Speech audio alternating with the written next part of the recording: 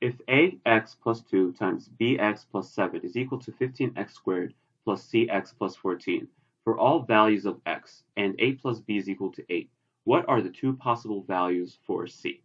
All right, so what you'd want to do here is basically, instead of having two unknowns, you want to have just one.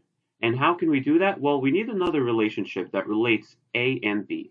And how can we get that? All right, well, we can use this first equation here. And if we multiply this throughout, let's see what we get.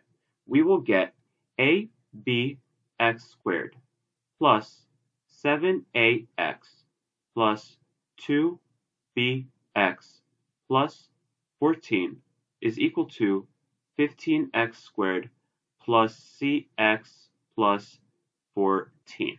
All right, and so what you see here is the coefficient in front of the x squared on the right, which happens to be 15, is also the same coefficient that is in front of the x squared on the left, which happens to be ab.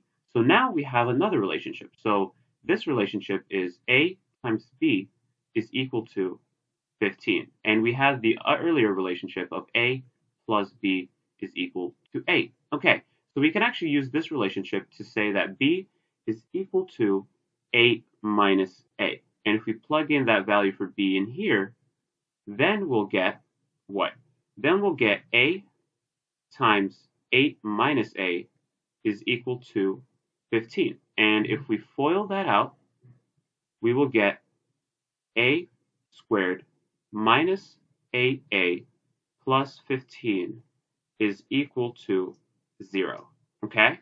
So from there, what we can do is we can factor this, and what you'll get is a minus 3 times a minus 5. Make sure you know how to get from this to this. Very, very important. Okay, so now that we're here, which is equal to 0, we can say that, well, we have a. A can either be equal to 3 or it can be equal to 5. And if it's 3, that means 5b must be 5. Okay? And if it's a is equal to 5, then b must be 3. Okay? And why is that? Remember that one of the relationships is a times b is equal to 15. So 3 times 5 is equal to 15, or 5 times 3 is equal to 15. All right.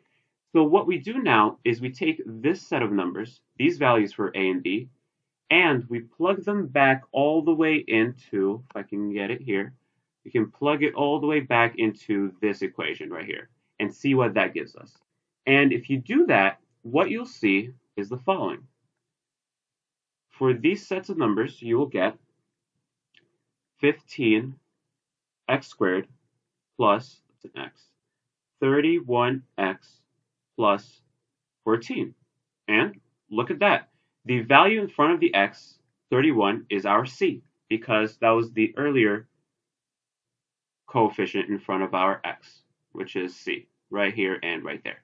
All right, so one of our answers, one of the possible values for c is 31. And you can actually just stop right there because the only answer choice that has a 31 is D. But if you just want to make sure, and if you have a little bit more time, then you can actually plug in these second set of values for a and b, and you will get 15x squared plus 41x plus 14. And there's your second possible value for c, which is also the other one right there. So your answer is just D.